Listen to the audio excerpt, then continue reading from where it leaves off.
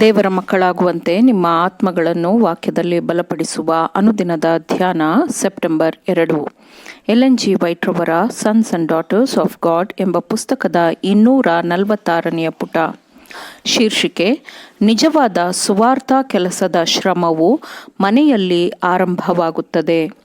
ಈ ದಿನದ ಸತ್ಯವೇದದ ವಾಕ್ಯ: ಅವರಿಬ್ಬರು ಕರ್ತನ ಎಲ್ಲಾ ಆಜ್ಞೆಗಳನ್ನು ನೇಮನಿಷ್ಠೆಗಳನ್ನು ಕೈಕೊಂಡು ತಪ್ಪಿಲ್ಲದೆ ನಡಕೊಳ್ಳುತ್ತಾ ದೇವರ ದೃಷ್ಟಿಯಲ್ಲಿ ನೀತಿವಂತರಾಗಿದ್ದರು. ಲೂಕ 1ನೇ ಅಧ್ಯಾಯ 6ನೇ ವಚನ. ಕ್ರಿಸ್ತನೊಂದಿಗೆ ಸಂಬಂಧವನ್ನು ರೂಪಿಸಿಕೊಳ್ಳುವಾಗ ಹೊಸದಾದ ಮನುಷ್ಯನು ಹಿಂದೆ ದೇವರೊಂದಿಗೆ ನೇಮಕವಾಗಿದ್ದ ಸಂಬಂಧಕ್ಕೆ ಹಿಂದಿರುಗುತ್ತಾನೆ ಎಂದು ಅರ್ಥವಾಗುತ್ತದೆ. ಆತನ ಮಕ್ಕಳು ಮತ್ತು ಆತನ ಹತ್ತಿರದ ಸಂಬಂಧಿಕರಿಗೆ ಮಾತ್ರ ಆತನ ಮೊದಲ ಕರ್ತವ್ಯವಾಗಿರುತ್ತದೆ. ಹೊರಗಿನ ದೊಡ್ಡ ಕರ್ತವ್ಯಕ್ಕಾಗಿ ಒಳಗಿನ ಕರ್ತವ್ಯವನ್ನು ನಿರ್ಲಕ್ಷಿಸುವುದನ್ನು ಯಾವ ಕಾರಣಕ್ಕೂ ಕ್ಷಮಿಸಲಾಗುವುದಿಲ್ಲ. ತಂದೆ ತಾಯಂದಿರು ಲೋಕಕ್ಕೆ ತರುವ ಜವಾಬ್ದಾರಿಯನ್ನು ತಮ್ಮ ಮೇಲೆ ತೆಗೆದುಕೊಂಡ ಆತ್ಮಗಳ ವಿಮೋಚನೆಯನ್ನು ಭದ್ರಪಡಿಸಿಕೊಳ್ಳಲು ಏನು ಪ್ರಯತ್ನ ಮಾಡಿದರು, ಏನು ಮಾತಾಡಿದ್ದರು ಎಂಬ ಪ್ರಶ್ನೆಯನ್ನು ಕೊನೆಯ ಎಣಿಕೆಯ ದಿನದಲ್ಲಿ ಕೇಳಲಾಗುತ್ತದೆ.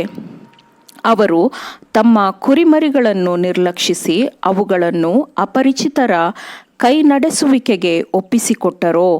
ನಿಮ್ಮ ಮಕ್ಕಳನ್ನು ನೀವು ನೋಡಿಕೊಳ್ಳಬೇಕು ಎಂಬ ದೇವರ ಹಂಗಿನ ಸಾಲವು ನೀವು ಇತರರಿಗೆ ಮಾಡುವ ದೊಡ್ಡ ಉಪಕಾರ, ಒಳ್ಳೆಯ ಕೆಲಸಗಳಿಂದ ರದ್ದಾಗುವುದಿಲ್ಲ, ತೆಗೆದುಹಾಕಲ್ಪಡುವುದಿಲ್ಲ. ನಿಮ್ಮ ಕುಟುಂಬದ ಆತ್ಮಿಕ ಸುರಕ್ಷತೆಯು ಮೊದಲ ಪರಿಗಣನೆಯಾಗಿರುತ್ತದೆ. ನಶಿಸಿ ಹೋಗುವ ಮಾನವರಿಗೆ ನೀಡಲಾಗುವ ಅತ್ಯಂತ ದೊಡ್ಡ ಕೆಲಸವಾದ ತನ್ನ ಮಕ್ಕಳ ಮನಸ್ಸನ್ನು ಸರಿಯಾಗಿ ರೂಪಿಸಿ ತರಬೇತುಗೊಳಿಸುವ ಕೆಲಸವನ್ನು ತಾಯಿಗೆ ನೀಡಲಾಗಿದೆ. ನಿಮ್ಮ ಹತ್ತಿರವಿರುವ ಜವಾಬ್ದಾರಿಯನ್ನು, ಕರ್ತವ್ಯವನ್ನು ನೀವು ಪರಿಗಣಿಸಿ ತೆಗೆದುಕೊಂಡಾಗ ದೇವರು ನಿಮ್ಮನ್ನು ಆಶೀರ್ವದಿಸುತ್ತಾನೆ ಮತ್ತು ನಿಮ್ಮ ಪ್ರಾರ್ಥನೆಗಳನ್ನು ಕೇಳುತ್ತಾನೆ.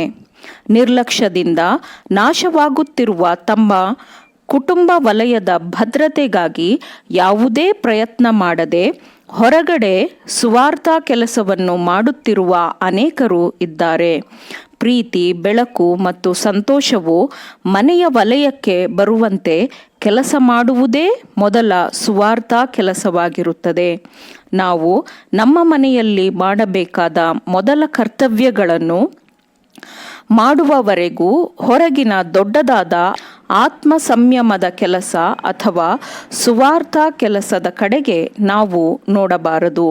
ಇಂದು ನಾನು ಯಾವ ರೀತಿಯ ಕೆಲಸವನ್ನು ಮಾಡಬಹುದು ಎಂದು ನಾವು ಪ್ರತಿದಿನ ಬೆಳಿಗ್ಗೆ ಯೋಚಿಸಬೇಕು.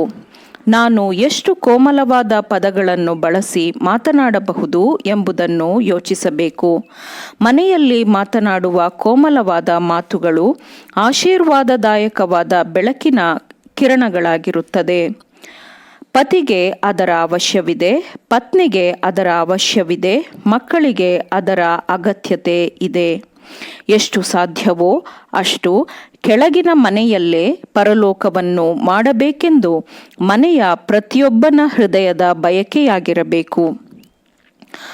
ನಿಮ್ಮ ಸ್ವಂತ ಮನೆಯಲ್ಲಿ ಅಥವಾ ನಿಮ್ಮ ಸ್ವಂತ ನೆರೆಹೊರೆಯಲ್ಲಿ ನಿಮ್ಮ ತಾಳ್ಮೆ, ಕಠಿಣ ಪರಿಶ್ರಮದಿಂದ ಒಂದು ಆತ್ಮವು ರಕ್ಷಿಸಲ್ಪಟ್ಟಾಗ ಅದು ಕ್ರಿಸ್ತನ ಹೆಸರಿಗೆ ಹೆಚ್ಚು ಮಹಿಮೆಯನ್ನು ತರುತ್ತದೆ ಮತ್ತು ಆತ್ಮವು ನಿಮ್ಮ ಕಿರೀಟದಲ್ಲಿ ಪ್ರಕಾಶಮಾನವಾಗಿ ನಿಮಗೆ ಭಾರತದಲ್ಲೋ ಇಲ್ಲವೇ ಚೀನಾ ದೇಶದಲ್ಲೋ ದೊರೆತ ಆತ್ಮದಂತೆ ಬೆಳಗುತ್ತದೆ.